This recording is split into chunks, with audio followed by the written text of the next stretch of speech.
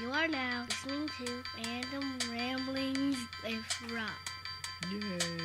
Yay! If you like hanging out at Walmart, if you like hanging out in the aisles, if you like talking random stuff, Random Ramblings with Rob. Random Ramblings with Rob. Yo.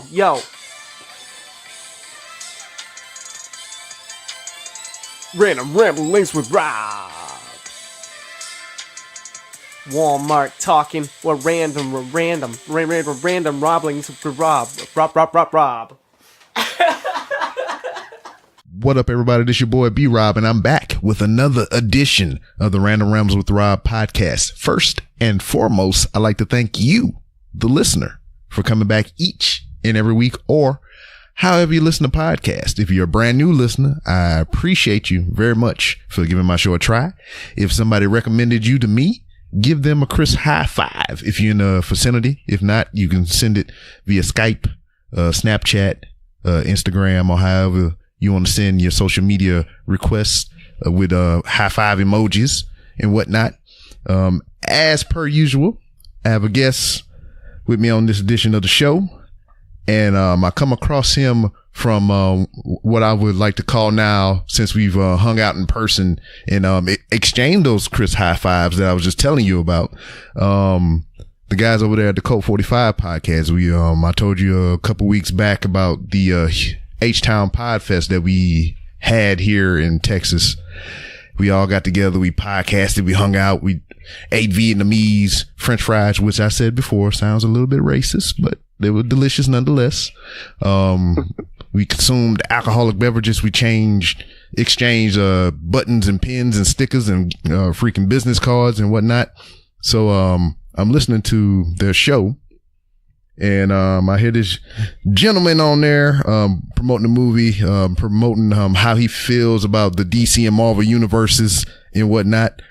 And I felt like he had a couple of harsh opinions on these things, but nonetheless, I fell into the conversation, and I went back and I watched one of his movies, and I thought, why not discuss this movie even more and some other things? So the director, the writer, the curator of the movie, and there were four, and Love Isn't Enough, I have with me this evening. It was Saquan Jones.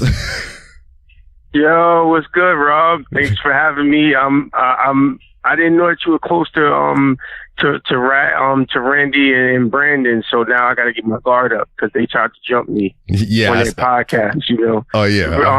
I thought it was a one-on-one with Brandon, and Randy came underneath the ring with the chair, hit me in the back, and tried to take the title, but I saw him coming. So now I'm ready for you in the one-on-one Hell in a Cell match right now.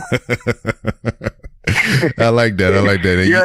Your accent is deep, man. I feel like I should have some oysters and some crawfish in front of me, man. You know, I'm a New Yorker, so to hear how you talk, man, is just it's going to be a trip. You know, I feel like you like Tully Blanchard and Arn Anderson right now. You know, dog, you hitting me in my childhood right now. I'm a professional wrestling fan. I know. Yeah, I mean, I'm just trying to text you right now because you can't truly be a southern gentleman from Louisiana if you don't know who Tully Blanchard and Arn Anderson are. So I'm trying to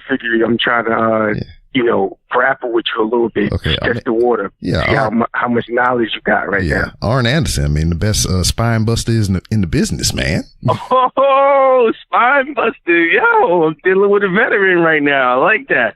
I know them. Now that I hear your knowledge, I feel like you might be a worthy adversary of my knowledge that I drop on your podcast. Well, don't give me too much credit or whatever. I'm bound to fuck it up sooner or later. Yeah, we all are, so don't worry, man. That's a rite of passage for men, period.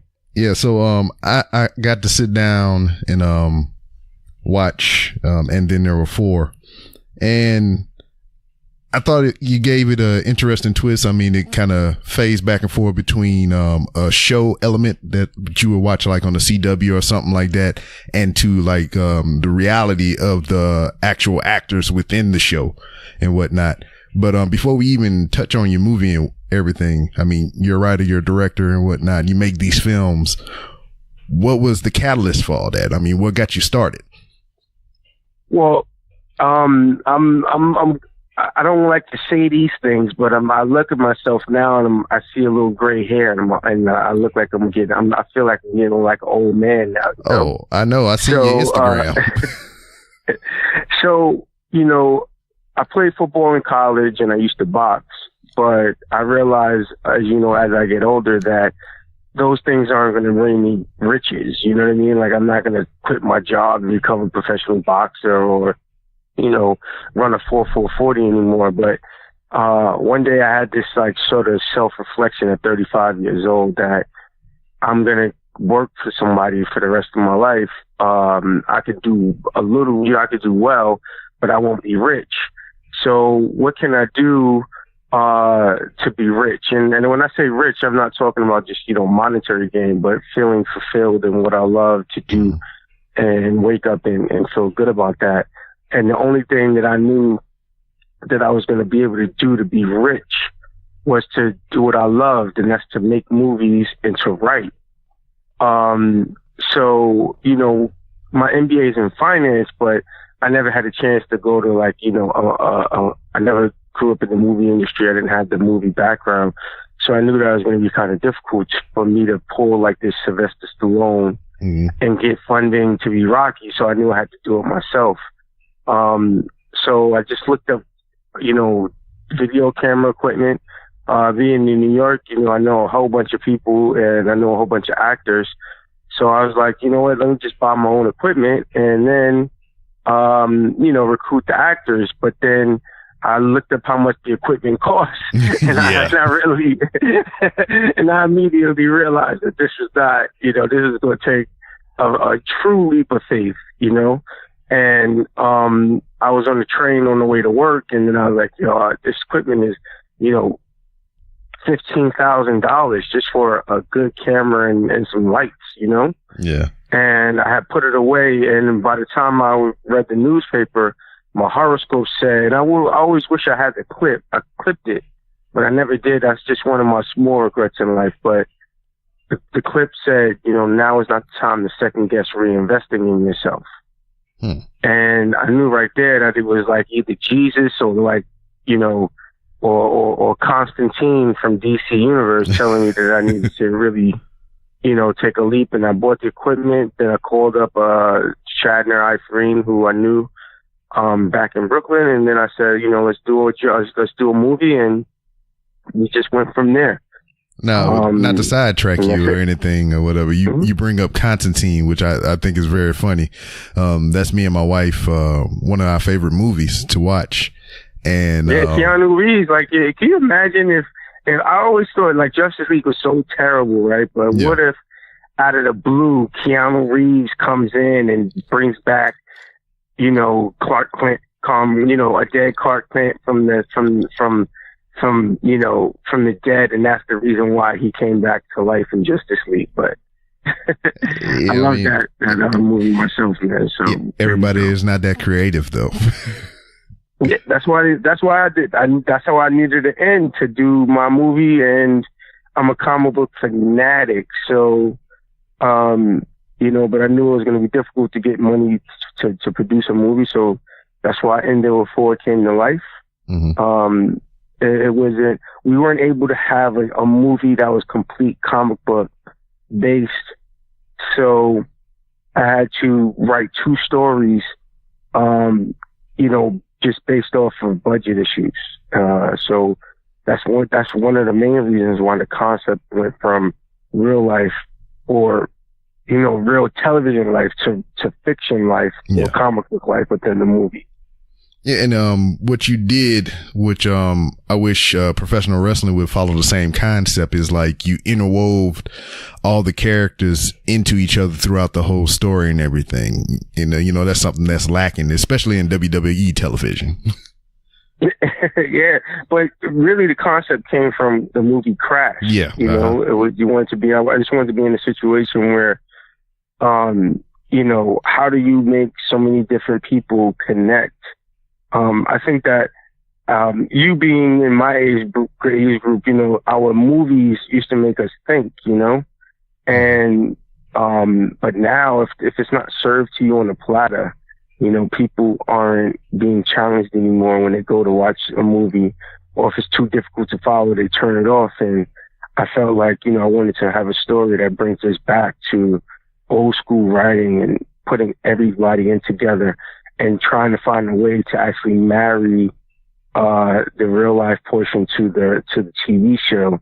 And, you know, I feel like I did a good job, but that's just completely subjective. So yeah, because it's your baby. Yeah. Now, to speak of other movies like that, you bring up Crash. I've seen it, and I get the concept and whatnot. But another movie that sprung to my mind that I seen completely by chance. You know, usually, you know, old school, you get sick and you stay home from school. And you can't really do nothing. I mean, whatever TV you watch is going to be game shows like The Price is Right and all that other junk, or some PBS TV, or, you know, whatever movie that may randomly come on TV. And one that come to my mind is 2 Days in the Valley, and it was just a whole bunch of different. Yeah, go ahead. Yeah, I heard of that one. Oh man, if you're telling me that's it, then I feel like I feel like I'm the movie master. And for me not to recall 2 Days in the Valley, I gotta watch that as soon as this podcast is over, man. Yeah, it came out in '96, and I remember seeing it, and it was like the story was constructed that way. It's like they had all these different characters, they all had their thing going on and whatnot, but somehow, some way, all these characters and all their different dilemmas and issues kind of culminated in all of them coming together in this one scene toward the end, and it all just kind of worked itself out. No, that's on the list right now, man. And '96 was a good year because I pledged my fraternity, and my son was born that year. So that's probably why I didn't get a chance to watch it. You know, staying up late, changing diapers in college and pledging. So that was the year that if that movie came out, then I didn't see it. I had a fairly good reason why. You know, one another reason that it comes to my mind, because I had Michael Jai White on my show as well, and he was one of the characters in that movie. So I brought that up too, and he's like, "Oh shit, you pulled that up." Yeah. You know, Michael Jai White, I first met him playing football on Roosevelt Island. He used to live there. And I met him, this is like right after he did Mike Tyson biopic. Yeah. People don't remember he was actually playing Tyson in that biopic. Yeah, we talked about that. He did a damn good job of that. Yeah. But like, what other movies that come to your mind that may have even followed that same kind of a concept? Because I have a hard time remembering things, but like when people usually talk about stuff, I kind of, I remember that movie. Had that one guy. Well, I'll bring up, since you made a reference towards remembering things, Memento. So Memento was a good sort of writing outlet for me to sort of look at. I always loved Christopher Nolan. And his ability to tell us, to write a story from end to beginning was awesome. You know what I mean? And put it together. So when you grow up with people who aren't as afraid to sort of challenge the mind, like movies were in the '80s, then that's what it is. I mean, now that you put me on the spot, Memento is the one movie that comes to mind, where you get a whole bunch of stories that sort of culminate in the end, but I guess in Memento's case, in the beginning and the end. Yeah. So, yeah. And there's one more I'm gonna bring up before we move on. I don't think it's so much follows that same path of the series of movies we just finished talking about, but the characters are interwoven within the story. Is a movie called Stay. It came out in 2005, and I'm not going to give you too much of it, but it's just like, you really have to watch this movie and pay attention to the characters, because you're going to see some stuff that's going to throw you off in the background of the movie. You know, the main character may be talking to somebody, then like in the far off in the distance, something crazy in the background is happening. He's like, whoa. It's like little things like how in the first Matrix movie, when the cat. Yeah, that's you. Yep. And if you don't catch these things, and I think that these movies now are not challenging us. You know what I mean? I mean, like, if the movie does not have a plot where the hero, you know, wakes up, reaches an adverse moment and overcomes it, and that's the end of it, you know? Mm-hmm. There's no more challenging of the mind anymore, where you can't even remember Oscar best pictures anymore because the movies have been completely dumbed down for us. Where they don't challenge our minds. You don't have any Hitchcocks out there anymore. Steven Spielberg, used to challenge our minds. You had Francis Ford Coppola, where he wrote The Godfather, and these movies are still a mainstay today because nothing else. That all of the new writers and directors are not really taking the content and challenging people because out of fear of if you have 50 things to watch on TV, that if I challenge somebody to watch a movie in the movie theater, they're not going to do it because they just don't want to think anymore. And it's kind of unfortunate in where the industry is going. And on top of where the industry is going, where us in American society is going now, because we're not pushing ourselves intellectually for our cinema choices. Yeah. It goes to what me and my wife kind of got into today.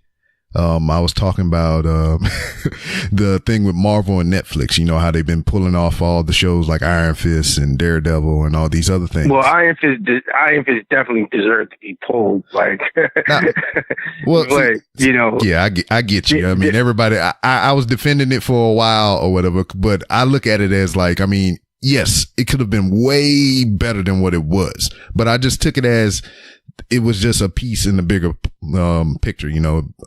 To make the whole, that universe just little bit bigger. They kind of needed that character and they just did with what they had. They did a shitty job, but they did a job. Well, I mean, they didn't do a shitty job. It was just that the main character, and I don't want to bust on actors and I don't want to sort of toot my own whistle, but when we finished rapping, part of our desire to do And There Were Four was that we saw, at the time we were filming, Luke Cage was out, or it just came out. Iron Fist had, Luke Cage was at the tail end of Luke Cage, and Iron Fist had just come out.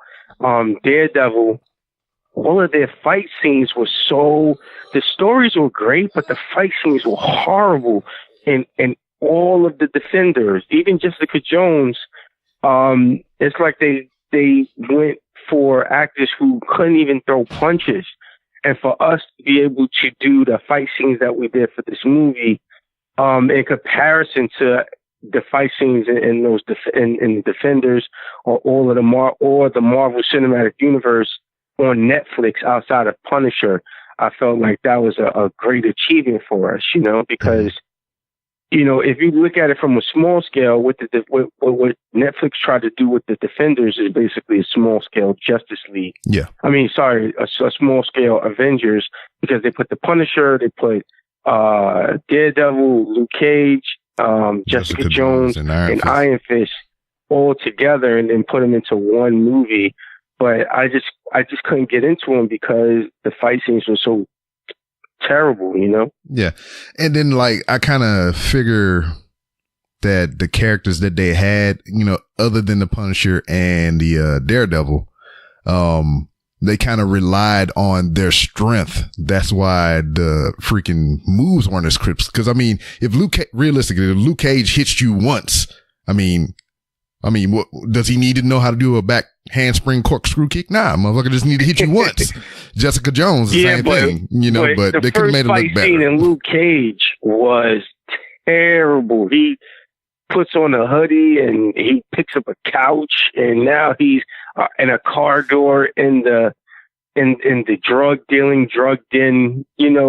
of the Carter of of Harlem again, that fight scene was just bad. And, to look at what they brought up with just such a big budget, even if you had major strength issues, because you can sort of hide, strength. But it was almost up there with 1970s Luke Ferrigno, level, stiffness with those fight scenes. So, but that might be part of my Marvel bias. So,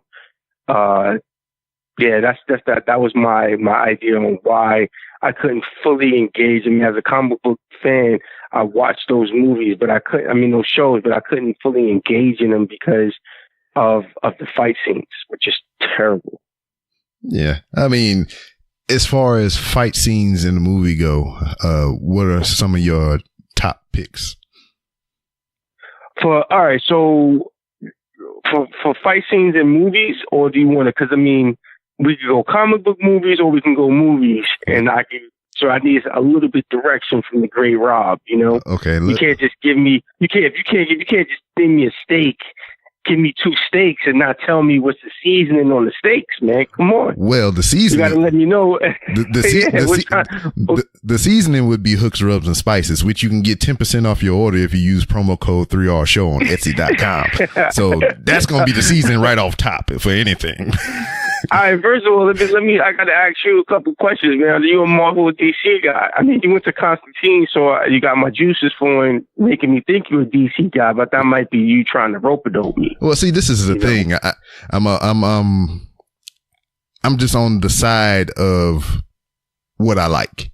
Now, with that, I'll give you a background on me as far as Marvel DC goes.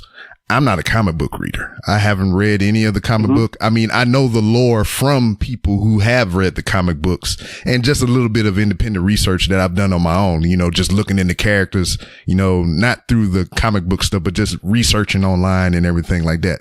So I know bits and pieces of lore from the characters that I like. Now, as far as movies go, DC and Marvel and everything, I lean more towards Marvel.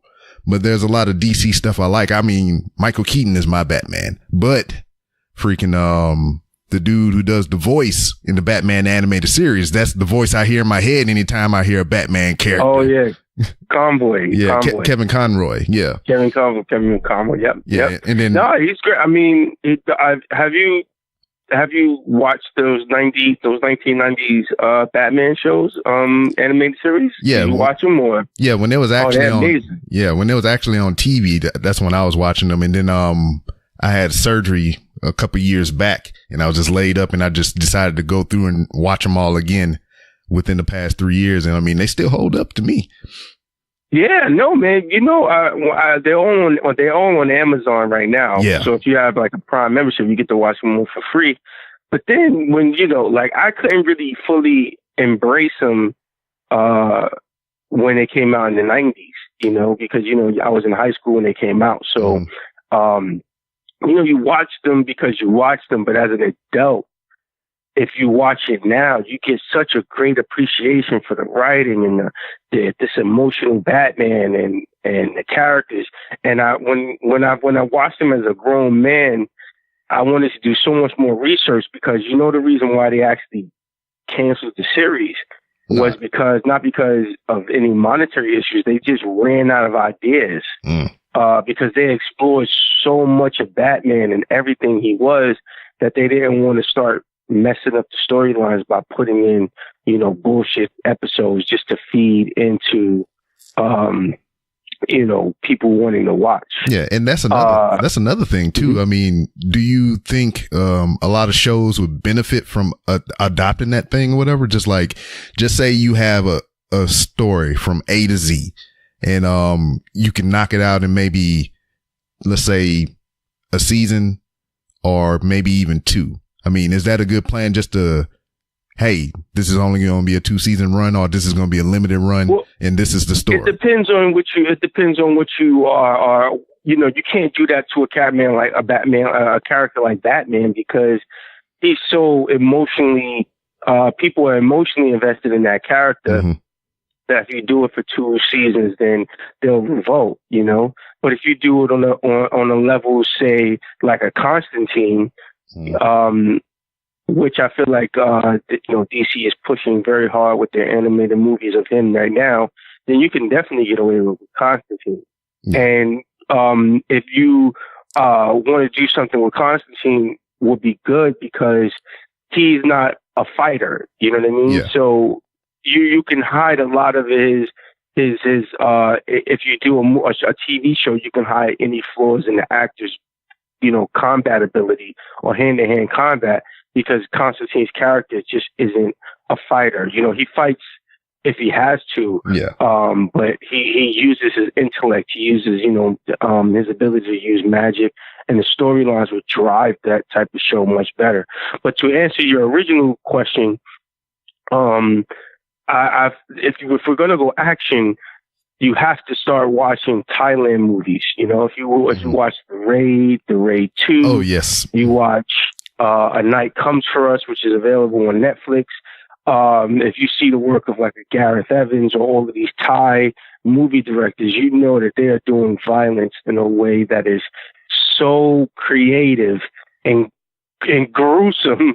Don't forget the gruesome part, but they're doing violence and action in a way that is so, you know, creative that, you know, anything Thailand-based action movies are really killing it right now, you know, and there's a complete difference between Thailand-based action movies, which is more reality-based than, say, the Chinese market, or the Chinese movie, which is completely, you know, them flying in the air on some Crouching Tiger, Hidden Dragon type of, you know, and it's good storyline, but it looks very cheesy. But if you really want to go anything action, if you're willing to expand your mind, you can go everything Asia based. I would rank Thailand action first, then I would rank South Korea action second. Japanese action is kind of since the 90s they've come away from it. When they had the Yakuza or Triad-based movies, and then it would be, you know, any Chinese-based action movies right now are destroying anything action-based American, you know, America is putting out right now. And when you look at for what America's doing, like our action-based movies are completely comic book based. You know, there are no lethal weapons anymore. There are no Beverly Hills Cops. You know, where you're having a gunfight and you know, these dudes are battling out, and we don't. It's just like that portion of what we did. Even with Arnold Schwarzenegger with Predator, Die Hard. All of that stuff is gone now if it's not a comic book movie, and that's very unfortunate. And then some of the stuff that you brought up outside of the comic book stuff, I mean, they have brought back like Predator and freaking they have the Lethal Weapon. What they did TV to Predator is criminal, bro. Like, oh God, like I remember. I'm such a movie head that I remember Predator and Die Hard came out when I was 10 years old, and as a 10-year-old, Rob. I shit you not. I watched those movies rated R by myself in a movie theater. I bought a ticket in Queens, New York to watch those movies. And what they did to Predator, what they did to Die Hard, literally there should be somebody in jail. There should be a Bob Mueller of the movie industry investigating these people for doing what they did to Predator and putting them in jail. You know, right now is just terrible. Yeah. I didn't think it was all that bad, but it was like once it started, it didn't stop. It was just like quick one-liners. I mean, it was like not a lot of time spun on dialogue at all. Dogs, bro, come on, the Predator dogs, like, I mean, it could have did without some things. I'm just saying, but it was a alright movie. I found out about them. Man. I found out about them damn dogs from the Funko Pops because somebody showed me a picture of this thing and it had like the Predator logo on there. I was like, "What the fuck is that?" I don't remember that from none of the movies. Then I was like, "Was it in Predators with Adrian Brody?" Then I was like, because they did have those. Oh, that was pretty good. Yeah, that wasn't that one. That was actually, that was good. That's a sleeper right there. That's a sleeper. And all right, and speaking of like kind of offshoots or whatever, films or whatever, Predators was like still a Predator movie, but it was kind of different. What do you think about Terminator Salvation? Oh man, Terminator Salvation. I mean, the helicopter scene was amazing. I can point out certain points where they threw you for a twist, where you had the Terminator thinking he's human, and he realizes he's a Terminator. Terminator Salvation would be one of those movies where if you're snowed in, it would be your version of the Two Valleys movie. You know what I mean? Like if you sick from school and you look at it and Terminator Salvation is on, you'll definitely watch it. Yeah. And you'll like it, but it would be something that you have to be reminded of. It's not great like the Arnold Schwarzenegger Terminator, but then it's not terrible like what we got with Danny Glover. So they don't stick out to you. You know what I mean? Like movies stick out to you if they're great or terrible. And that Terminator Salvation is so like leftover lasagna good that you don't remember that you don't remember it because it's leftover lasagna on a Wednesday, but everybody remembers that dry ass turkey or that delicious turkey, at Thanksgiving dinner. But they don't remember the greatness of the leftover lasagna, and that's what Terminator Salvation is, you know? I wanted more of that because there was originally, from what I remember or heard, they was supposed to do that in a trilogy. It was supposed, because those were like, it was like future prequels in a way or whatever. Because the robots did come from the future to go to the past, and that's how we got the original films and whatnot. Yeah, no, the thing is, right, is that that movie is not, it wasn't enough, it wasn't iconic as the first Terminator with Arnold Schwarzenegger, where he breaks into a sporting goods store and now you see his Nike shoe, underneath the floor, and that have you remember that sort of scene. But so it didn't do enough to warrant the trilogy, you know what I mean? But it was good enough at the start. But I think that Christian Bale sort of bailed let it go. He didn't want to do it. Yeah, Bale bailed. but it was just like, what really got me in that movie was when they had the Arnold doubled at the end. That's yeah. Oh yeah, the CGI of Arnold, young Arnold from '84. Yeah. Yeah, that was great. And then, did you see Genesis? Yeah, Genesis was terrible. Oh my gosh, man! Like, I don't think I even finished. I don't think I could even finish watching that. Like, it was just so bad that I just couldn't even look at it. But did you see? What about the one? What did you think of the one with the female Terminator? Yeah, that was a 3. People forgot that she even existed. Yeah, because that was the weird one. Because I think they had multiple in that one as well. Because they had the Asian cop robot deal, and then they had a girl robot deal. I don't know. That one was weird. And then it was just like they got stuck in the mountain, and then the big bomb went off. Yeah, exactly. And you didn't know what to, and now you have, this drug addicted John Connor who just so happens to know how to operate 1950s or 1940s nuclear bomb reactor technology. But he couldn't.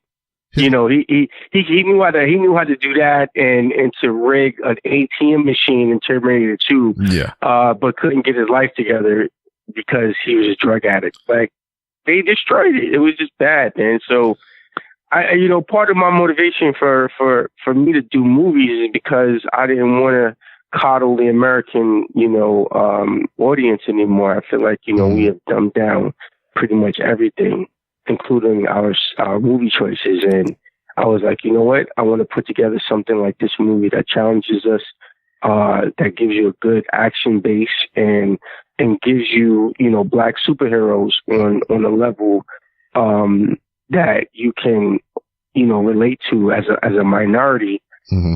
And at the time we were filming, Black Lightning wasn't out on TV, and Luke Cage had just, started. So my motivation was hopefully, someone from WB, Warner Brothers or Disney would see that, we were able to do great fight scenes, mm-hmm. Without a major budget and see if they knock on the door. Brandon and Randy of the Colt 45 podcast, they weren't able to get me that opportunity. So I'm hopefully Rob from Louisiana. I'm trying. His listening base is so vast that once they see In There Were Four, that they'll give me a shot. I would hope so. I'm trying, man. I mean, if anything, people come on this show many a times and they ask me, well, what do I want this show to be? And that's exactly what I want the show to be. Is I want it to be on the level of like, oh man, you heard that dude on Rob's show? That's all I want. I mean, I don't give a damn if anybody hear what I say. I want people to hear what the guests have to say, Yeah, well, my motivation was I was hoping to get into movies so that I could walk down the street and then two girls would just say, you know what, we want to take you to bed, Saquan. Hey man, that's a dream. I guess on a weird level, you make me feel bad for wanting for my motivation to be completely primal, and yours is, completely philanthropic, and I feel bad now. Thanks a lot, Rob. Well, I mean, that benefits me as well because, I mean, I do have that similar dream, but I'm married, so it would be more of a thing that I can make enough money to where I don't have to work. That way I can stay home and do the nasty with my wife more often. Well, since you're going to turn it down, you have my number. You could be like, you know what? I can't take it, but here's a guy who's definitely willing. Exactly. And he can make a stylistic film with it too. Huh? I said, then I can be like, yeah, and he can make a stylistic film with it too if you want. I mean, no extra charge. But my imagination is so crazy that, I would think that, Rob, that you were setting me up. And then now I wake up with the two ladies. And now after it's all said and done, there are two dead bodies in my bed. And now I got to explain this to the cops. And now my journey to clear my name begins. See, I wouldn't go that far. It would just be more along the lines. You pass out after an evening of satisfaction, and one to put you in the figure four, and another have you in a triangle, and that's when Brendan and Randy would come in and hit you with the elbows and everything. Oh, this was their way of lowering my defenses so they could take the title away from me. Yeah, exactly. I seen that coming, man. I seen it coming. But I mean, did you get a chance to watch In There For? I did. I would love to hear your thoughts. I mean, but if you're going to tell me your thoughts, you got to give me complete Louisiana, hardcore, don't hold back analysis. All right. So I would love to hear what you thought of the movie. I only watched it one time. I had to watch it in sections or whatever because, I mean, I'm not trying to dime myself up, but I watched it while I was at work. So I I gave it as much attention as I could for the circumstances that I was in. But overall, I thought it was good. It was something different.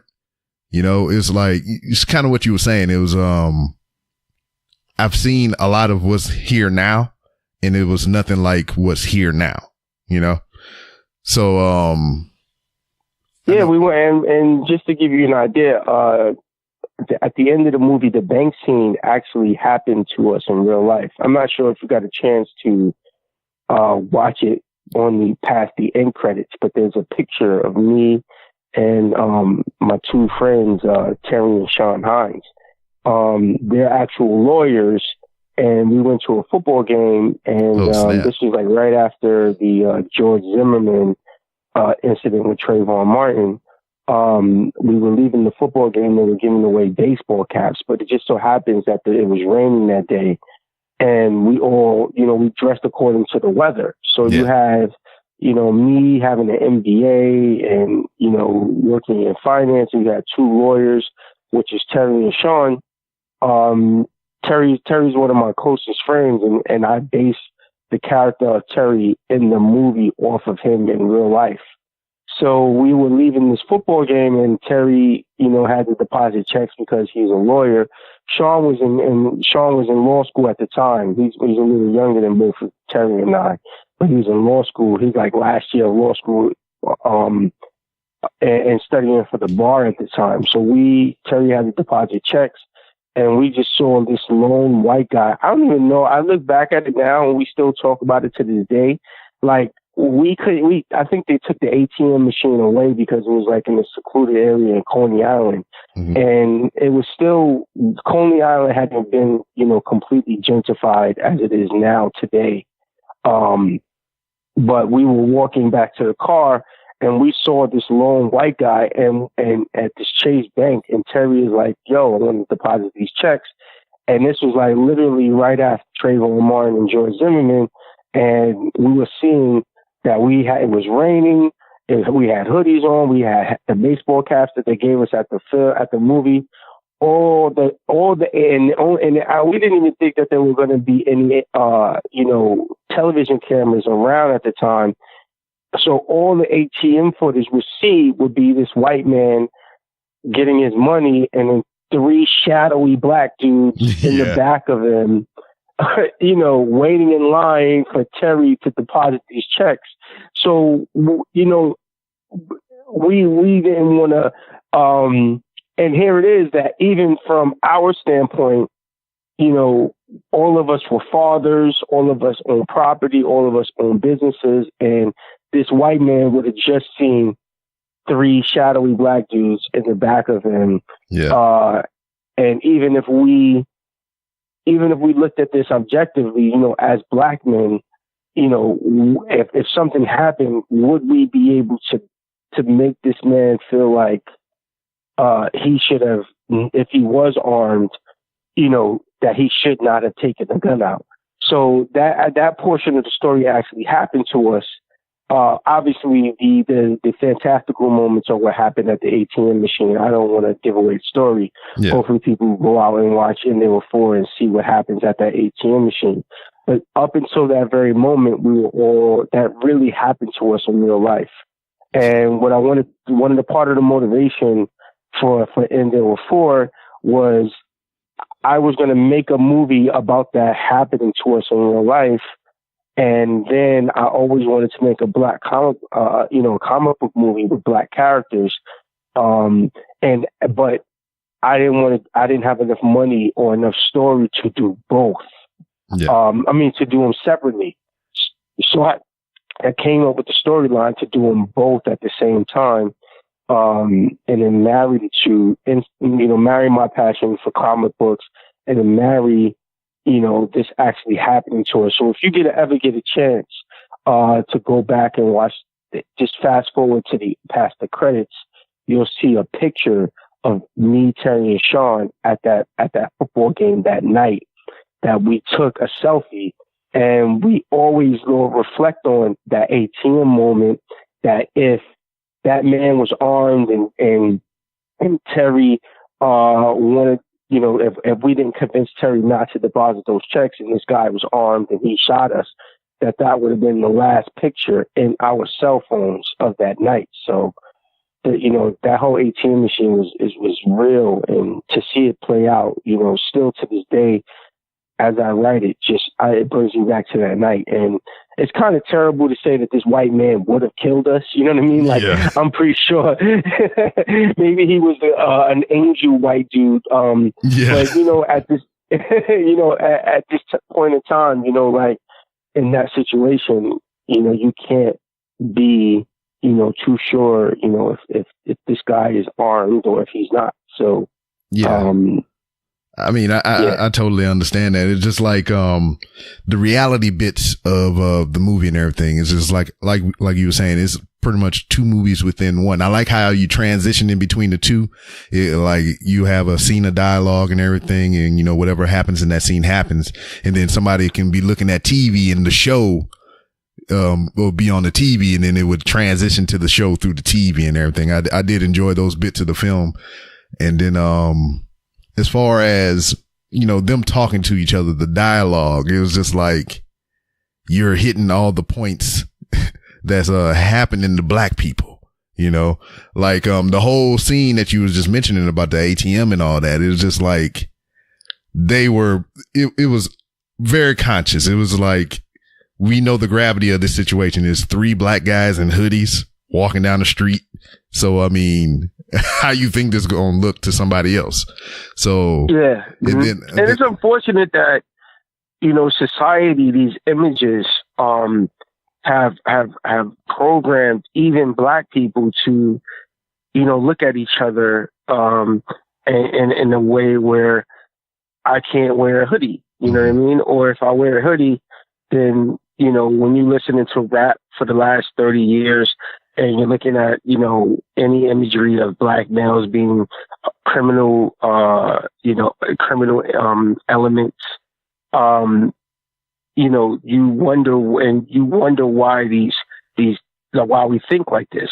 You know what I mean? It's because the images that we're getting fed constantly are promoting that's what we see. So, when you even now as we look at images of cops killing black people or non-black people, and most of those cops are white men, and when you see instances in Florida with George Zimmerman or people with these mass shootings, these images are gearing us to believe that if it's a white man with a gun, chances are he's going to be a mass killer or he's going to kill black people. Mm-hmm. And I know that white people or white men aren't all killing black people, but you see it so much that it influences your subconscious. Yeah. To believe on both sides that the white man is going to kill somebody with his gun, and on the black side that we are looking to, rob and steal if we have hoodies on, as opposed to it being either just a fashion or weather choice, Yeah. So it's unfortunate that these things are being a part of our evaluation process if we see each other walking down the street. Now, this is what I found. I was going through while you was talking and everything. When I watched the movie, I live tweeted it. So I sent you the tweet transcript to your DMs on Twitter so you can look at it later. But I'm gonna go through what I had. I took the post that the Cult 45 podcast put up about your interview, and I retweeted it, and this is where I started. So the first tweet I got is at 8 minutes and 50 seconds, and then again at 19 minutes and 20 seconds into the movie. Yams. So they had at 8 minutes and 50 seconds, they had this nice looking young lady that came through, and it was a nice shot of the buttocks that I saw. So I had to tweet about that. And then at 19 minutes and 20 seconds, it was another nice looking young female with a nice shot of the yams as well. So I had to tweet that. Oh man, that wasn't our goal to. I know. I'm just I just want to make sure that that your listeners aren't going to be like, Saquan actively put, buttocks in the movie. No, this is just my crude sense of humor. That's all it is. So this is not a reflection of the movie, but so my next tweet. No, but I get it though. If we wanted to show someone's back, we didn't want to show, someone like, some, you don't want to see my ass. My ass is completely flat and square. Yeah. So if you don't want to see me walking, and if we had to have someone driving the story, then, those two young actresses were, where we would want to be. Yeah. All right. 21 minutes and 21 minutes and 31 seconds into the film. Also, Dick Nose. One of the characters in your film, he had a nose that looked like a penis to me. So I had to tweet that out. That's hilarious. Can you tell me who's the character? Can you tell me what he looks like? What he has on? I think it was the dude behind this early on in the movie. It was 21 minutes and 31 seconds. So I think it was the first introduction to the dude with the gun, the white guy. Oh, okay. All right, cool. Yep. I got you. All right. So my next tweet was, in case y'all haven't noticed, I'm live tweeting the movie right now. And then I put an Amazon link up to your film. Mm-hmm. All right. 32 minutes and 10 seconds. Them accents. LOL. That's when they had to had Shift in freaking apartment, and he was making them do the accents and everything. Oh, yeah. Yo, Rashard is actually a comedian. A lot of people don't realize that, but I write a lot, so I do a lot of writing for stand up and comedy and everything like that. Rashard he was hosting an open mic in Harlem, and I met him, and you'll never see a more talented fellow, man. Like, he's just oozing talent. He does, comedy. He can do drama. He can fight. Like, he's just an all around awesome dude, man. So, when I found out he's able to do accents, we had to put that in that scene was improv right then and there. And so that was awesome. And it was brilliantly done because it was like the telepath was making him do the accent. So that was cool. Yep. All right. Yep. And I actually based Scholar off of Batman. Like, he is what I would see if there was a Batman. You know what I mean? I think that if a black man, especially a black man, had such intellect as, say, Bruce, had the vast amount of, because there are tons of black men with the intellect of Bruce Wayne. But if you have a character like that, I feel like he would grow up in the church and be conflicted constantly about, his ideas of what is real and what he believes in, and that would base his whole conflict of how he came about. And in the black community, the church is really big. So I felt that if there was somebody like that, he would definitely be in conflict with his belief in God and his abilities as a mutant, or a human with enhanced powers. That is what his conflict would be. Yeah, and I think it was I think it was also pointed out somewhere in the film as well too. Let's see, 33 minutes and 9 seconds. Awkward pause. I think that was a point of the scene to where he was saying that Schiff was like, yes, I find attractive women. And then then everybody looked at him. It was just like an awkward pause. So I noted that. Yeah. We wanted to, like I said, I wanted to sort of hit every when we see black men, on television, it's either completely feminized or it's completely criminalized. So I wanted to have these images and showing that, you can have individuals who are within the LGBTQ community, but it doesn't have to have them in high heels. Like, I just saw a picture of Tiki Barber in high heels today, because I think he took over the starting role in Kinky Boots. And, I wanted to show that, you can have black characters, fit these demographics without completely making us feel as though they're either ridiculously feminized or ridiculously criminalized. And that was one of the major drives, the imagery of black men for me within the writing. Yeah. And then that's an interesting way to do it as well. Cause I mean, if that person has those type of feelings, and, a lot of people have like the identity crisis, it's like, I'm a man, but I really feel like a woman and everything. So he gets to fulfill this need through his powers. Yep. And I wanted to express that you can have people within the community in your movies and them, completely act on these feelings. But you don't have to put us in drag. You don't have to, Wesley Snipes, Fu Manchu, chew us where, you completely have us in wigs. Yeah. You don't have to RuPaul us. Oh, that Vin Rames movie.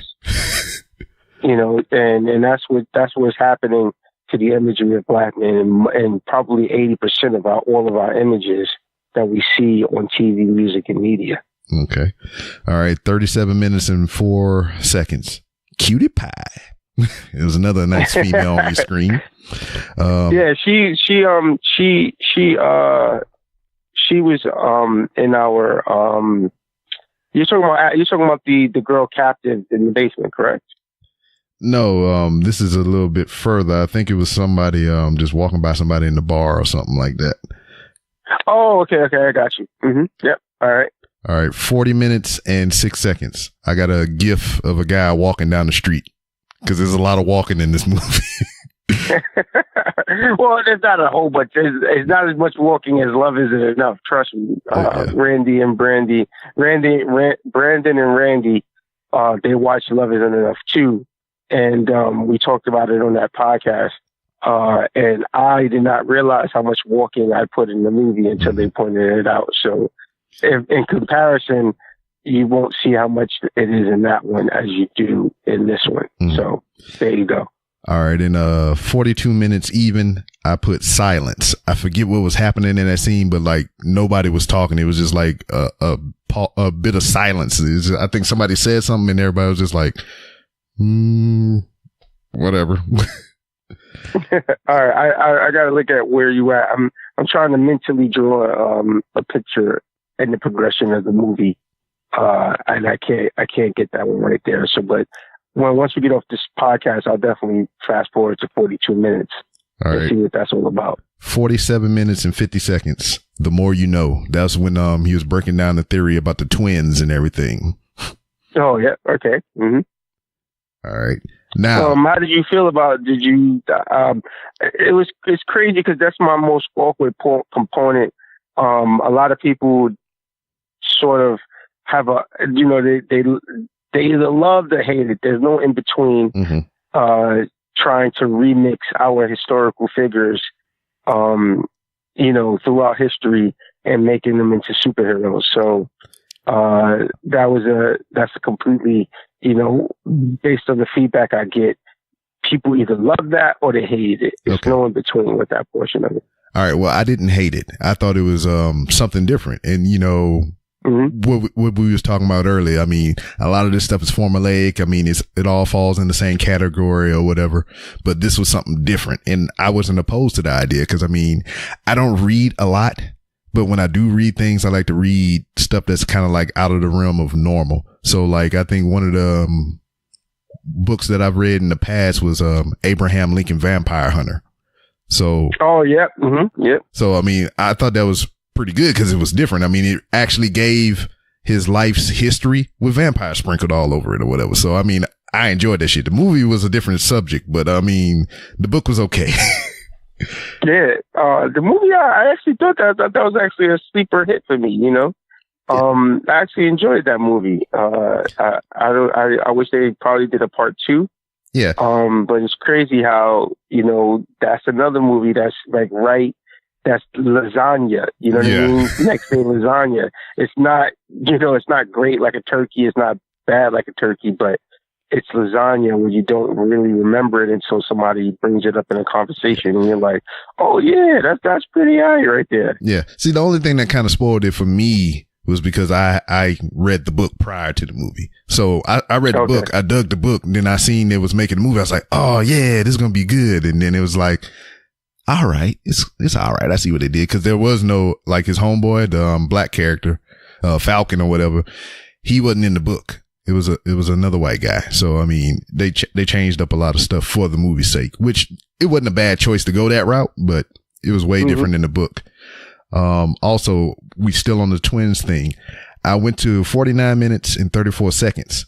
My thought after hearing the whole breakdown of the twins thing and everything, what I tweeted was the twins thing kind of reminds me of Hancock. So I put a GIF up with it as well as when, Will Smith, was, talking with the old girl. I forget her name. And, she was like, Charlie Theron. Yeah. Whenever we were built in twos. And so, we're automatically drawn to each other. So that's. Oh man, you know what? I didn't even. Now that you reminded me of that, maybe that maybe seeing that movie sort of subconsciously influenced the writing. Because now that you're reminding me of that makes total sense. You know what I mean? From Hitchcock. From Hancock. Yeah, because when the characters was just going through the breakdown of the twins and how they always try to find each other. I mean, I remember that scene in the movie, and I was like Hancock, and that's when it came to me at 49 minutes and 34 seconds. Yeah, no, geez, man, that's completely enlightening right there, man. I'm trying to figure out if that was, if that influenced any of what I did. So I gotta go into the archives and figure that out. All right, now we go to 52 minutes and 37 seconds. King. So it's the conversation when they was in the office. He's like, nah, man, I don't say that. Yeah. No. I say king. Yep. And I grew up on that word. I grew up on the N word. Yeah. And, now that the lines are completely blurred with the N-word, where everybody is trying to use it. You know what I mean? Mm-hmm. And I just wanted to, there's no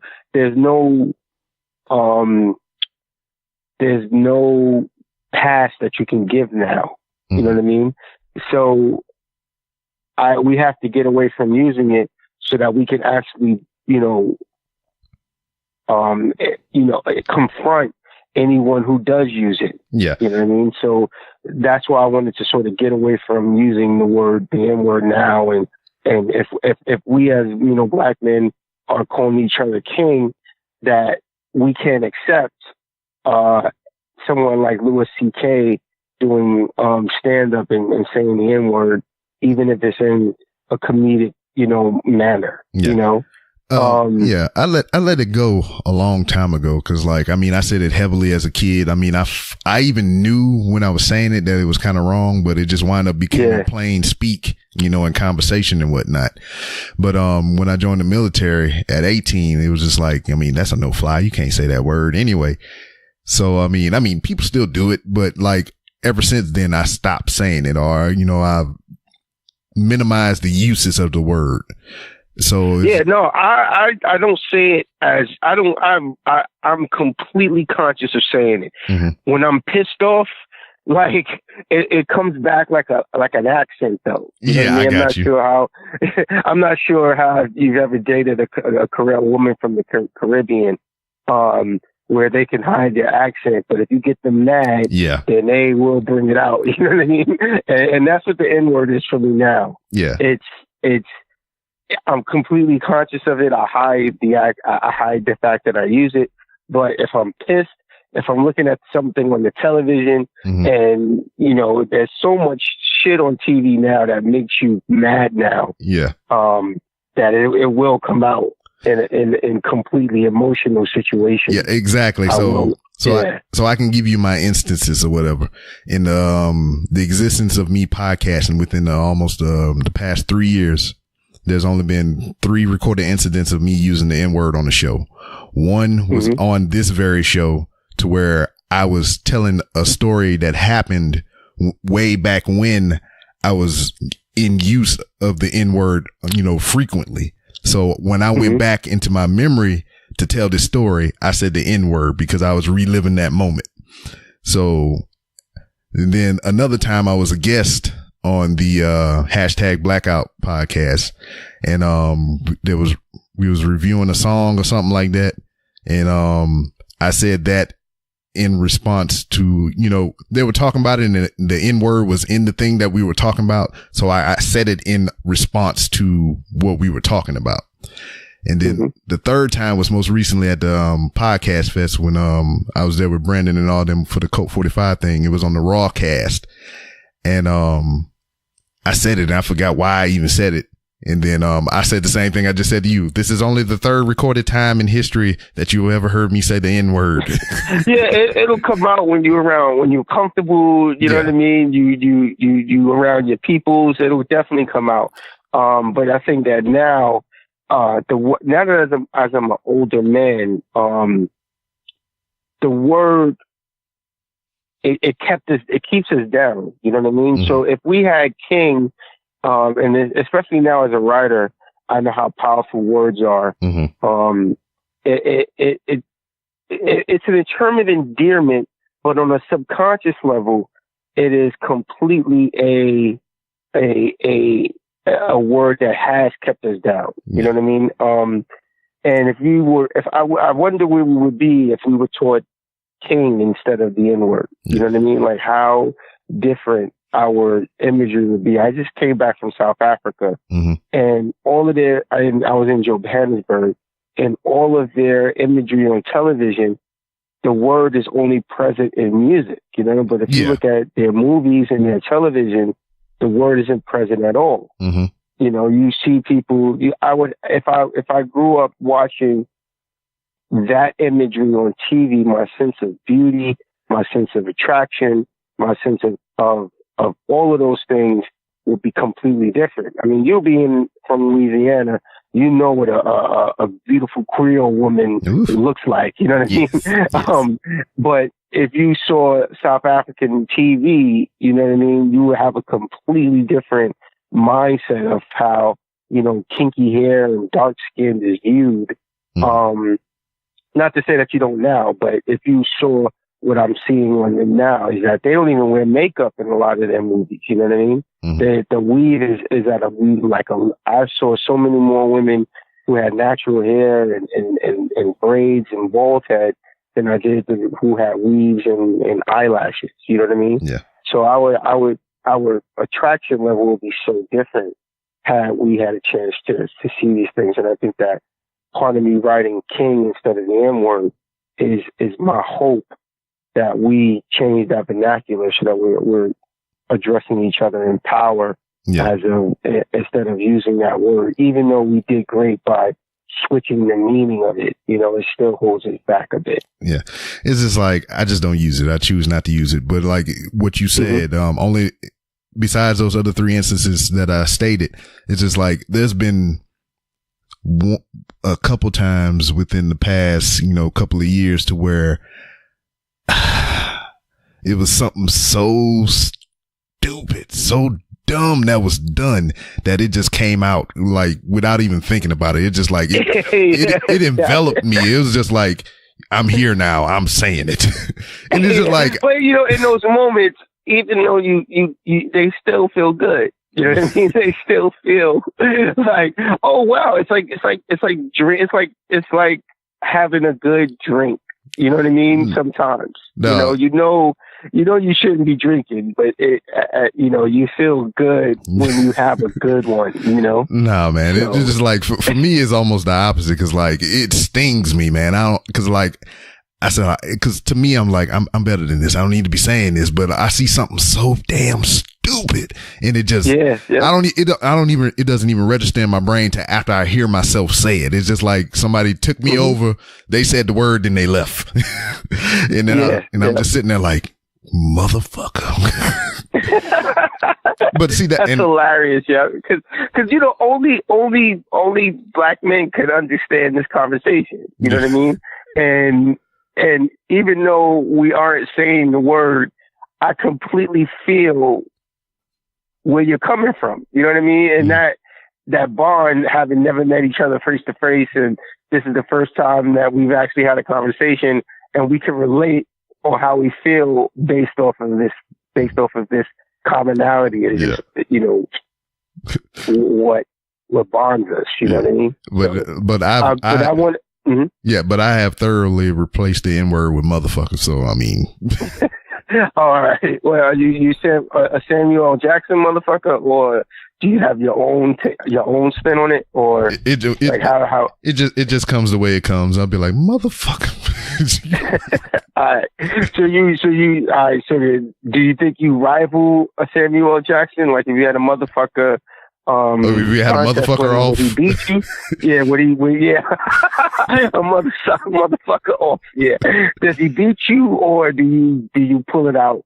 You know, I don't know. I think he has me. I think he is the supreme motherfucker. I mean, he even was in a movie to where he had a wallet that said "bad motherfucker" on it. And then, but then the movie with him with the Hitman's bodyguard. He took his motherfucker to the next level. And see, and then he even transcend that with like the wallet motherfucker. And then he does commercials to where he talks about credit cards. And the tagline for that is "What's in your wallet?" And I can see him reaching into his wallet and pulling that big motherfucker out to grab his card. So, I mean, it's all on different levels and everything. Yo, that just shows you how powerful black men are, man. That you can absolutely, you know, take a movie and not be our calling card just based off of that movie, which is crazy, you know? Yeah. Because it all stemmed from Pulp Fiction. Yeah. And him in that living room with those white kids and him say another word, you know, and Phil Lamar. Yeah. All right. So, but yeah, that King part where I just wanted to change the vernacular of how we address each other, and hopefully, you know, a couple kids who watch and enjoy the movie don't say the word anymore unless they get mad or they're on the podcast, and go from there. All right. 56 minutes and 17 seconds. I put the silence emoji again. There was a bit of silence in there. I forget for whatever reason, but it was there. 58 minutes flat. Damn, King. Yeah.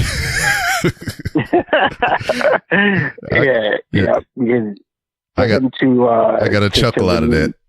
Yeah. Cause that was a private moment and he let that slip, so that was fine. Mm-hmm. All right, 59 minutes and 30 seconds. I forget the exact scene, but I think it was like supposed to be night or something like that, but it was bright as fuck outside, and I put it's daytime as fuck.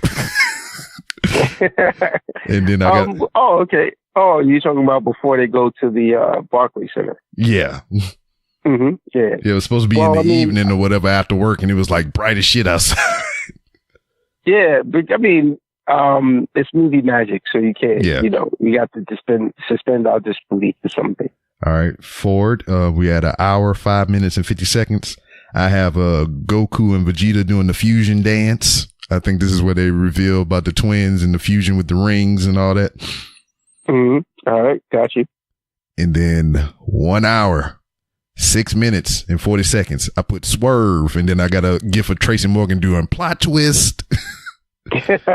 Yeah, I like to. I'm not sure if you're familiar with my my earlier work, but I don't really like movies that have happy endings. So yeah, I've heard. I kind of I kind of like to that's just the South Korean movie influence.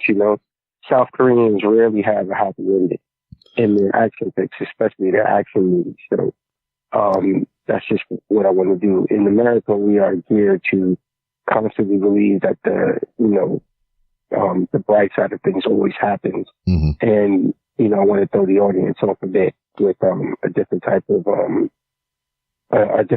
ending. Yeah. And if that makes sense. Yeah, Mm-hmm. I got you. And then we had an hour, 8 minutes, and 19 seconds. What fight is that? We went to the Keith Thurman. It was Keith Thurman versus Keith Thurman versus Danny Garcia. Oh, okay. So we were trying to figure out how do we incorporate going to the Barclays Center into the movie. You know what I mean? When you want to make a splash, you try to do everything possible to show that you are innovative. You know what I mean? Yeah. And we couldn't get permits to go to the Barclays Center, but cell phones are a way to I see what you're doing. Get big budget looks. So what we had is it was a huge budget, cost for the movie, meaning me being a producer. You had to buy tickets for everybody, and I'm a huge fight fan. I actually used to box, so I figured what better way to incorporate, going to see the fight, congratulating the fellas on wrapping this movie up, and also using the footage in the movie, and to go to the Barclays Center to see one of my favorite boxers, Keith Thurman, put shoes to Danny Garcia that night. Okay.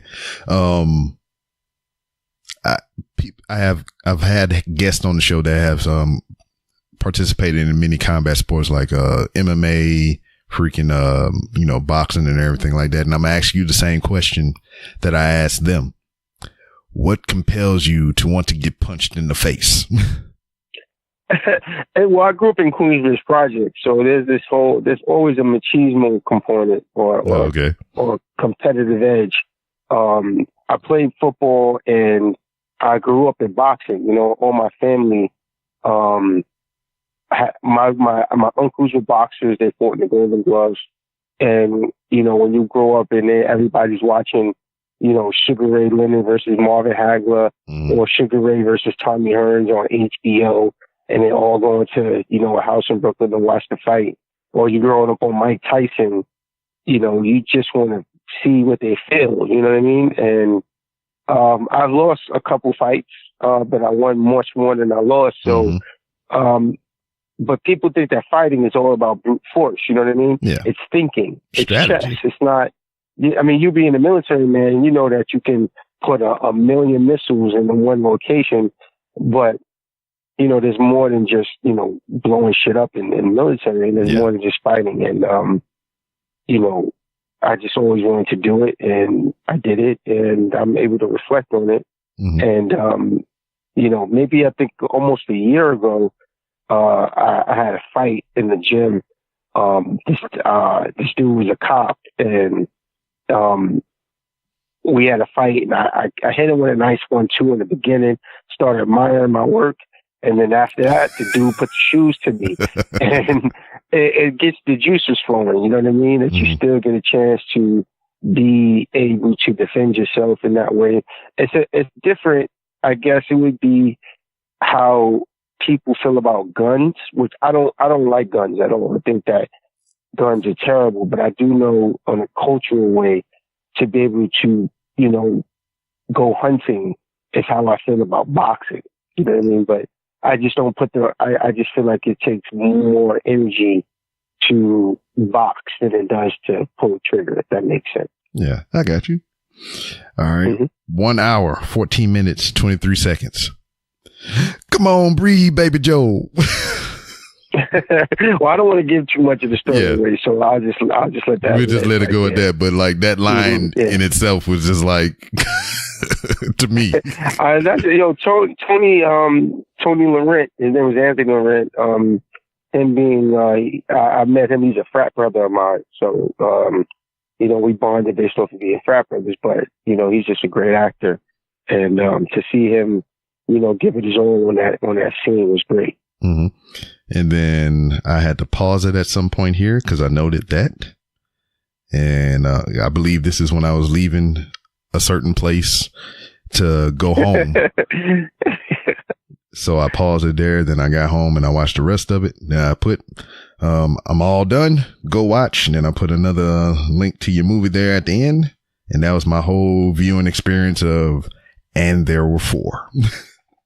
Oh man, thank you so much for giving us a chance, man. So, you know, usually people don't get that far, and you know, for you to document the process makes me feel warm and fuzzy. Thank you very much, sir. Yeah, all right.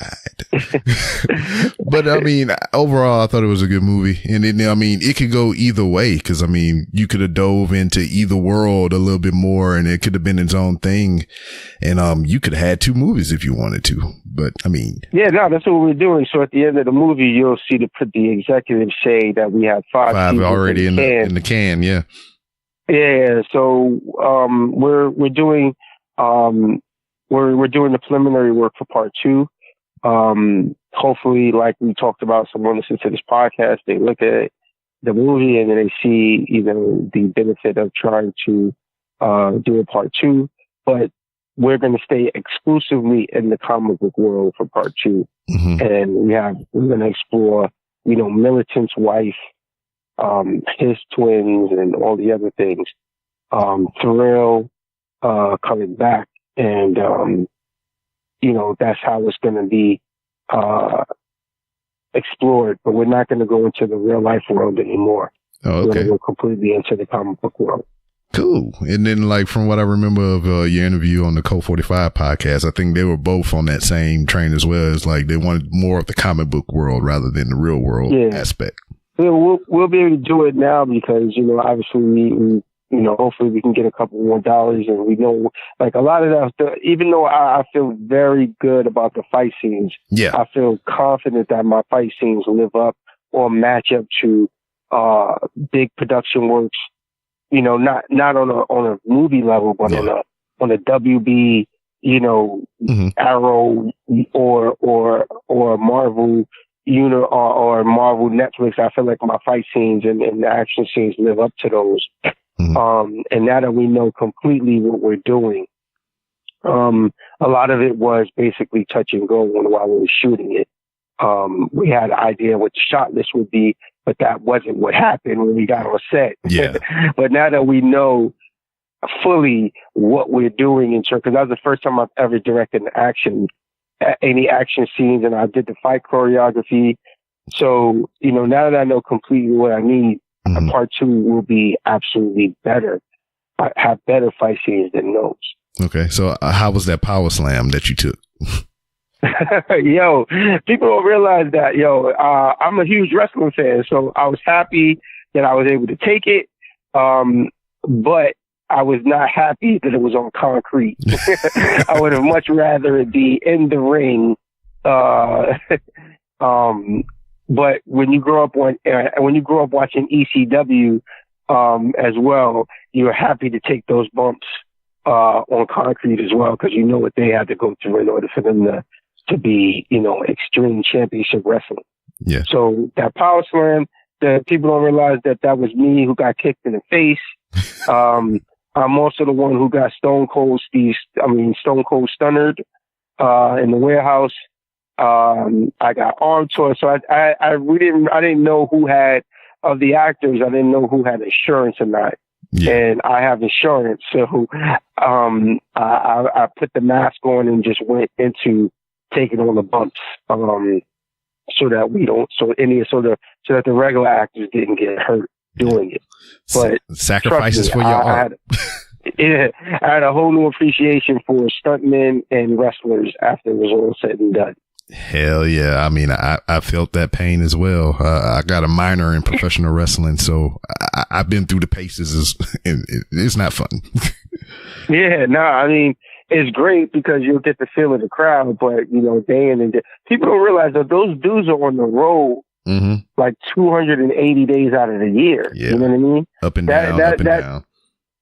Yeah, and they're on a plane, and that shit is like the circus, bro. You know what I mean? Like, you don't realize that, you're taking bumps more than football players, because even football players get a little rest. Mm-hmm. But these wrestlers don't. You know what I mean? They got to put on the same show day in and day out in these arenas, and that's no joke. Yeah.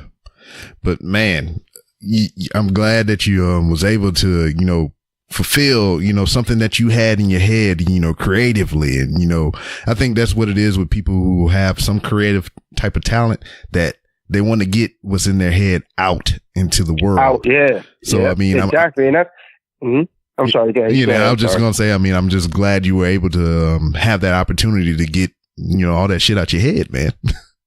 Yeah, man. A lot of people don't get that chance to do that, man. And that's what I was referring to earlier when I say rich. You know what I mean? Mm-hmm. In there for, it doesn't, Amazon, play rates the pay is low. But when you say rich and you're doing what you want to do, that is rich. You know what I mean? It doesn't have to necessarily culminate into a monetary gain. I would love for it to happen, because that would help me get my two ladies, my threesome action on. I would love for that to happen. But until that happens, you get rewarded in a completely different way. Mm-hmm.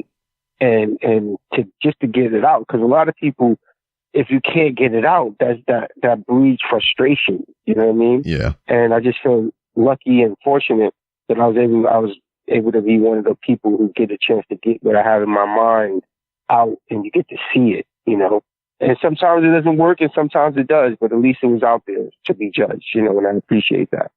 Yeah. Giggity goo. So you already talking about doing a part 2, but, yep. Do you have anything else in the works as far as, outside of, Yeah, I just finished a documentary called Regularly Scheduled Programming. I'm very excited because we're actually doing a focus group on that on December 20th in Harlem. And I take very serious the imagery of Black men and Black, people. And the documentary explores how we're being, the imagery that we see, we know how other races are viewing us. You know what I mean? We know how an Asian person sees a Black person. We know how a white person sees a Black person. We know how a Latin person sees a Black person based off of this imagery. But we do not realize how this imagery is making us look at each other in negative light. So regularly scheduled programming it discusses how TV, music, and media has influenced us to to look at each other negatively. And that documentary is done, and I submitted it to film festivals, and I'm looking forward to seeing, if we get accepted or not. And then we're also doing a comedy in the first half of the year, and then filming Ending with Ford Part 2 in the last half of the year. So I'm excited about 2019. Hopefully Trump doesn't blow this place up, so I get a chance to get those ideas out before the end of the world commences. So we'll go from there, Yeah, or you just don't happen to be in an unfortunate place with a hood on or some shit. So I hope that don't happen either. Yeah. And I'll email you the trailer for regular scheduled programming. That way you'll see exactly what I'm talking about. And hopefully if you like that, we get a chance to come back here and discuss, this imagery. Well, shit, man. I mean, as per today, you have a carte blanche to come back anytime you want, my friend. Thank you, man. I appreciate the opportunity that you're giving me. And, this conversation was awesome in every sense of the imagination. And I appreciate, like I said, just the opportunity and just to chop it up with somebody who I can feel their energy over the phone, man. And you have a great energy in conversation. The same way when I met Brandon and Randy, they had a great energy. Makes me want to, reach out to them and see how they're doing. Not just, be on their show, Yeah. And I appreciate that feeling. Yeah, I appreciate you as well, man. And then also on another note, I do another podcast called Wrestling is Trash, to where it's all just professional wrestling talk. And if you ever feel the urge, bro, bring me on that, man. So you had a great appreciation for Kelly Bradshaw and Arn Anderson when I came out the gate. I did not even know that you had a wrestling podcast, man. No, you got to bring me on that, man. Oh yeah. One of my bucket list items is to go to a WrestleMania, and they have WrestleMania coming up in New York in April. You better go. Yeah, I mean, I don't really like the new guys. You know what I mean? And by saying that, I feel old. But I've never been to a WrestleMania, and I'm talking about, I was in New York City in '85 during the first WrestleMania. Yeah. And to never have been to any of them, and this being the 35th, is just, I have to go. Yeah, it's well worth the experience, man. Even if you get like a nosebleed seat or whatever for like $25-$40 bucks or whatever, I mean, it's still worth the fun to go. You'll be surrounded by so many wrestling fans, good and bad, but it's just an experience, man. I was fortunate enough to go to 3. And oh man, where'd you go? Which ones you go to? I went because I was pissed that they have one. I've never been to AT&T Stadium. I hate the Cowboys. I don't watch football right now, but I always wanted to go to Cowboy Stadium. I went. I'm gonna probably go if they have the Errol Spence fight, the Errol versus Mikey Garcia fight. If they have it at Cowboy Stadium, I'm definitely going to see that fight there. So I'll get a chance. But did you get a chance to go to the WrestleMania at Cowboy Stadium? Yes, I did, and that place is massive. Oh man, Rob, I cannot tell you how much I regret not buying a ticket and going to it there. Like my daughter lives in Houston, so I go to Texas. I have gone to Texas frequently, but I always wanted to go to see a WrestleMania at AT&T Stadium. And I was so mad that I missed it and didn't go to that one. So, well, shit, man. I'm jealous of you. Well, shit, man. We all here in Houston, me, freaking Randy, Brandon, all of us. So if you come back through you in here, Houston? Oh, yeah. Man, that's crazy. That's where I met them at Comic Palooza. Yeah, so. The movie show at Comic Palooza, and they were there. And that's where I met them. Yeah, so I mean, my daughter lives in Cyprus. Oh, okay. Yeah, I used to live out there too. Yep. Mm-hmm. So yeah, man, you come back through here, we all gonna have to get together and well, it could be a 2-on-2 now, so you don't get jumped this time. We gotta go to Papados, man. We gotta go to Papados and get some crawfish and fried everything. That's all they have at Papados. Fried everything. and the sweetest lemonade that diabetes can handle. Yeah. You know. Yeah. Can I get a plate of your fried everything, baby? Yeah. Yeah. You fried everything with side of sugar beverage. But yeah, it was just like, you come through here to be a 2-on-2, so you don't get jumped this time. Yeah, I'm definitely looking forward to going back for the rematch to get and now that I got a tag team partner, we can fight for the SmackDown fight. To fight SmackDown. Are you a SmackDown dude or a Raw dude? I'm digging SmackDown, but I watch them both. All right, cool. Yeah, bring me back on the rest of the show, man. But my knowledge base is earlier times. I can give you some Roman Reigns and stuff like that now, but and Charlotte Flair and Ronda Rousey.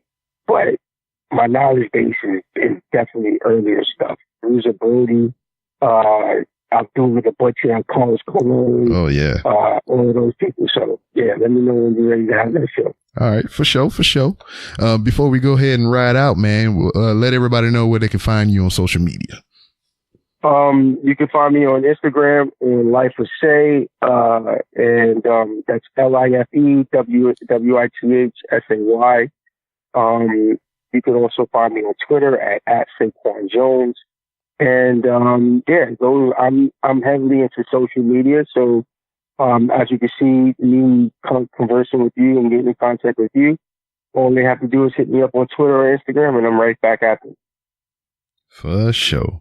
And all right. As I said before, man, you're always welcome to come back. I'm gonna definitely get you on the wrestling show so we can chop it up over there. But that's it, my man. Thank you very much, Rob, man, and to all your fans. I hope you guys go out and see And There Were Four. Mm-hmm. Also, I have a previous work, Love Isn't Enough, and I just want to say thanks again for you guys for listening. And once again, Rob, I'm not going to say this anymore before I hang. I mean, it's the last time I'm going to thank you before I hang up. I feel like I thanked you so much. Yeah. That I don't want your head to get blown up. You know what I mean? But thank you for having me on the show tonight, and I appreciate it. And look forward to the rest of the show, man. And that was Saquan Jones. Who? Quan Jones.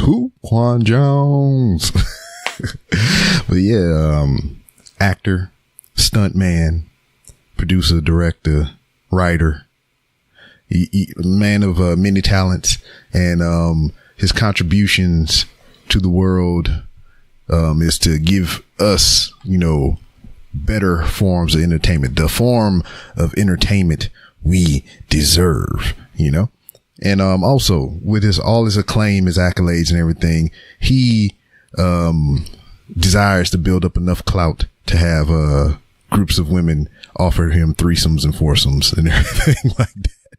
So if you want to support Mr. Jones's dream, go, if you have Amazon Prime, go ahead. You can watch his movies for free. And There Were Four and Love Isn't Enough. Also, throw the man a couple bucks his way so he can make bigger and better things, more movies, with that, authentic point of view that he has and everything. And if you heard my, retranscription of, I live tweeted his movie, And There Were Four, live as I was watching it and everything. So, and as I said, I was at work and I ain't trying to die myself out once again. So I was limited in, as much attention as I could give it, but for what I retained from it, we discussed and I really enjoyed it. You can always have your nitpicks and all kind of other things like that, but at the end of the day, are you making movies? Are you out there, directing and producing and writing and, putting your vision out for the world to see? So before you start to being, all knee deep and nitpicky on somebody else shit, check yourself before you wreck yourself. It's almost 2019. This is the last Random Rambles with Rob before we journey into the new year. So as I start to say now, what I'm telling you all that may be listening is resolutions they're good to have, I guess, but your resolution shouldn't be defined for one day a year.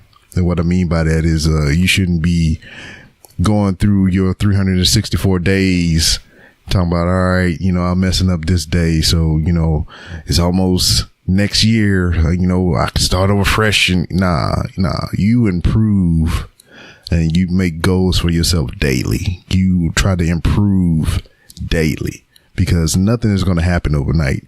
When the clock strikes midnight on the 31st and we head into 2019, you're not going to be that thing that you made the resolution to do. You're not going to lose the weight that you chose to lose. You're not going to daggone quit smoking in that instance when the ball drops. You're not going to daggone be a better person when that ball drops. It's going to take that 364 days to achieve those goals. It's not going to happen in a day. It's not going to happen in a week. It may not happen in months. It could take a whole nother year or maybe even more. So every day that you have within that 365, you should be taking those minutes, seconds, and hours and months, weeks, and days to try to make yourself better. Fuck resolutions is what I'm saying. Be better every day. Be a better person. And what I would also encourage you to do within the new year is pursue, I'm not going to sit here and pursue your dreams. You should always do that. But like whatever you feel drawn to creatively, pursue that, whether it is, trying to start a podcast or maybe even, becoming a better public speaker or conquering that fear of public speaking, or, maybe you want to write a book. Pursue those small things. Pursue those things that have been stuck in the back of your mind for days, weeks, months, and years, but you never really, leap head first toward it. Start doing those. If you want to make a resolution, start there, and every day from that day, fuck resolutions, revolutions, or whatever the fuck. Just take every day at a time and strive within those minutes, seconds, hours, or whatever to make yourself better all the time, every time, 364.5. But that's enough of my positive ramblings and musings. Once again, Amazon Prime, you can watch these movies for free. If you don't have Amazon Prime, you can get a 30-day free trial if you go to randomrobcast.com and use my links. And you can watch it free that way. But most importantly, just throw the man a couple bucks. It's like you can rent it for $2-3 and you can buy it for I think like $5 or $6. I mean, that's almost less than a value meal, or right on par with a value meal, which you really don't need to eat every day. Of value meals. I mean, you need to eat something every day, but not value meals from McDonald's or Burger King, whatever your fast food delicatessen of choice, So, yeah, support the cause. Anyway, you can find me on Twitter at itsbrob. That's ITSBROB. If you want to talk professional wrestling and general shenanigans, that's the place you do it. You can also follow this show on Twitter at 3R Show. I'm also co-hosting with the lovely Mrs. B. Rob on our own show called The Real Robinsons, but it's The Real Robinsons if you want to follow it on Twitter or Instagram. We got a new episode coming out. We chose day of Wednesday to release. We didn't have one as of this recording this past Wednesday because of the holiday and everything. And then I also host Wrestling is Trash. It's not as consistent as The Real Robinsons or The Random Rounds with Rob. Is whenever I have the time to do it, when I'm not doing the other two things and all the work that I do in my personal life and yada, yada, yada, yada, yada. But it's there. You can go to wrestlingistrash.com and listen to all 14 episodes that are out so far. And speaking of randomrobcast.com, you can go to randomrobcast.com and find many different ways that you can help support the show and help it grow. You can buy merchandise from a merch store at wehavemerch.com. You can find links for that on randomrobcast.com. You can find those aforementioned Amazon links on randomrobcast.com. You can become a patron. If you want to support the show monetarily, you can do it for as little as $1 a month at randomrobcast.com. You can find those patron links on there. Just click the button, sign up, and you get some cool rewards. And Miss Lily Toussaint, if you're listening right now, one of our newer patrons to the show, I'm trying to email you so I can get some information from you so I can send you some cool patron stuff and whatnot. So hit me up. I know you reached out to me on Instagram, which you can follow the show on Instagram as well. Just look up the Random Rounds with Rob and you find me. I would also dub it at 3R Show on Instagram, but there's a punk motherfucker on there that has an account that goes by the name of 3R Show. And that summer bitch only got 2 posts on there, and he won't relinquish the fucking name. He don't post on. I don't know what the fuck that motherfucker do. I tried to DM him, uppercut that motherfucking tank. Anyway, and I think that's it. Got a lot of fumes up out of me rolling into this new year, but we got some new episodes coming up. I'm starting to book for January. If you're listening, if you want to be a guest on the show, hit me up, baby. We can do some things. We can talk about some stuff. And that's it. I'll see you next time, next year. Yay! Happy New Year!